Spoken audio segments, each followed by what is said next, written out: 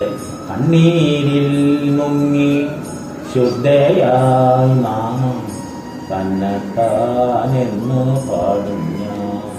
കൃഷ്ണ തന്നെത്താ പാടി മോദത്താൽ മണ്ണും വിണ്ണുമാതെന്ന് മറക്കുന്നു കണ്ണ മറക്കുന്നു.